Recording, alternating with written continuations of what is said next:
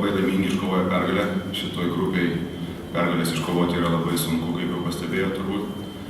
Nu ir, kaip sakant, varžybos daugiau mažiau buvo tokios, kokių tikėjomės.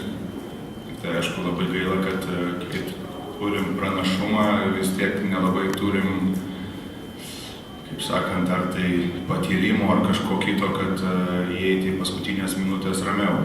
Biškai ir vėl tenka iš naujo gimdyti, ir vėl tenka iš naujo, kaip sakant, kovoti už viską.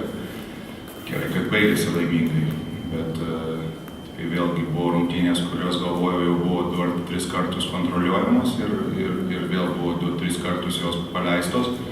Nu ir, žinote, svarbiausia visiems yra galutinis rezultatas ir gerai, kad jisai yra mums teigiamas.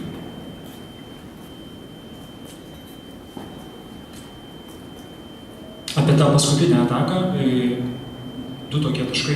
Ar buvo planas žaisti per vajuką ir ar buvo planas pelnyti taškus, kad liktų daugiau negu 24 sekundės dar? Antrą klausimą dar negirdėjau. Ar buvo planas, kad liktų daugiau negu 24 sekundės? Ne, nebuvo planas žaisti per vajuką, taip, nes jie jau kurį laiką žaidė su Meli. Pasisekus metimams, aišku, buvo aišku, kad jie įims time-outą ir bus laikas atkeisti atgal Paulių į Ieną. O ne, aš galvoju, tokioje situacijoje yra svarbiausia gauti kuo geresnį metimą ir stengtis jį išnaudoti. Buvo idėja žaisti, kaip sakant, tą vadinamą tai 2-for-1, ne kaip buvo, bet aš galvoju, kad kaip sprendžiasi varžybos yra geriausia žaisti kuo užtikrinčiau ir aš manau, kad nebuvo geresnio, kaip sakant, matchupo negu Ienas prieš Melį.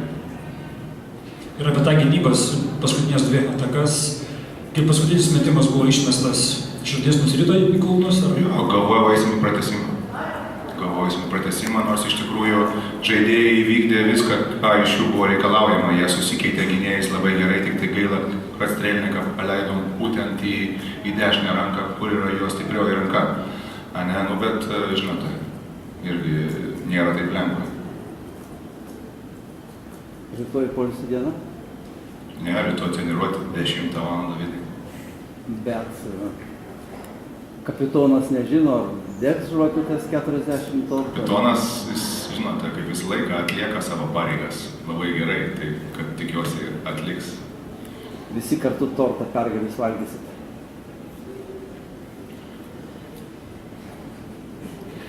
Kaip sakant, ką atsakyti, tai... Su gimtadieniu, su 40-mečio. Gal pabaigiau. Galima. Trenerė, apie gynybą prieš Nikozysį. Pradžioje kažkaip aukštaūgis neišeidavo, jis labai daug įsimetė, vėliau lyg išeidinėjo, bet po to vėl paliko. Jūs liepėt jiem neįtikėti? Jo, čia buvo mano sprendimas, sakykime, Bambergas tai yra komanda, kuri tikrai žaidžia puikų komandinį žaidimą, kurie labai gerai skaito žaidimą, kurie labai gerai dalinasi kamuoliu ir norėjosi tą sustabdyti ir norėjosi atžaistų kiekvienoje atakom būtent vienas varžovų žaidėjas, o ne 5. Zysis, kadangi tiek taškų įmetė, tai yra mano atsakomybė, ne žaidėjai. Varžovo treneris stebėjosi, kad 18 kamuolių atkovojot puolime, bet viskas baigėsi viena ataka. Ar jūsų nenustebino toks didelį daug atkovojot kamuolių, bet viskas sprendėsi? Tai buvo vienas iš savaitės, kaip sakant, kaip pasakyti, tokių elementų, kurį treniravomės labai daug, lipti ant lentos. Garsėjam kaip vieną iš geriausiai Europoje pataikančių komandų, taip kad kamuoliai puolime dabar turi tapti tikrai mūsų stiprybė. Dar gal apie Broko Motumo gynybą. Šiandien matėm, kad jis nespėja, nesupranta, kur yra jo problema ir jisai trūksta supratimo ar kokios. Gal kartais treneris per daug sudėtingas sistemas duoda, kartais Brokas irgi nesupranta. Reikia visą laiką ieškoti aukso vidurio.